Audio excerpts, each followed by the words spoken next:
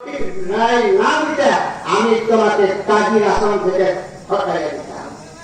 বলেন, ইসলাম আসলে কি অশান্তি আসবে? অশান্তি আসতে পারে না। ইসলাম মানবে যারা তারা অশান্তি সৃষ্টি করে না। অশান্তি সৃষ্টি করে যারা ইসলাম মানে না, হিন্দু ধর্ম মানে না, মুসলমানের ধর্ম মানে না, এই মেয়েটা দেয়া করে তারাই কেবল অশান্তি সৃষ্টি করার চেষ্টা করে।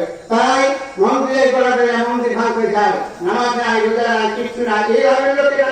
এবং হিন্দু ধর্মের যারা ইসলাম হিন্দু ধর্ম ঠিকভাবে পালন করে না তারা মুসলমানকে গালিগালাজ করে, কিন্তু সাধারণ ভালো মানুষেরা কোনদিন গালিগালি নেয়। এই রাস্তা যা 10 বছর চলাফেরা করেছে মাদ্রাসা সুপার থাকার কারণে, একটা হিন্দু ভাইয়ের মুখ থেকে আমি কোন খারাপ ভাষা যে পর্যন্ত আমি শুনি নাই। যে বরং আমি গেছি ভাষা খুব ভালো ব্যবহার করেছে, সুন্দর কথা বলেছে। তাই আমার শেষ পর্যায়ে আমি আসছি। আমার কথা হচ্ছে এই, আপনাদের এই শান্তি কোথায় পাবো, শান্তি কোথায় পাবো, এটা নিয়ে আমরা অশান্তিতে ডুবে আছি। এই জন্য সবকে আপনারা দেখলেন। এবার আপনারা দেখেন কোরআনের রাত যদি পত্রিকা হয় কি হতে পারে।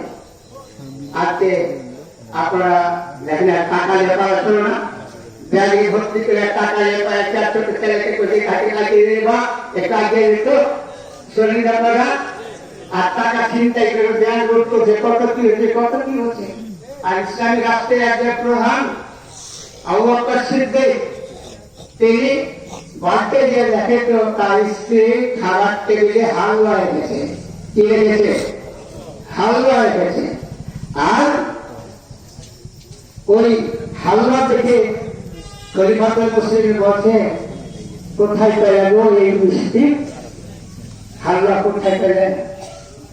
বলছে খলিফাতুল মুসলিমিন, আমরা যে মাহিনা পাই, আমরা যে প্রদান পাই, সরকারি তহবিল থেকে যে টাকা পাই, ওর মধ্যে থেকে কিছু 1 টাকা 2 টাকা করে জমা করে মিষ্টি কিনার সামান টাকা যখন হয়েছে তখন আমি এই হালুয়াটা কিনে নিয়ে এসে তৈরি করেছি।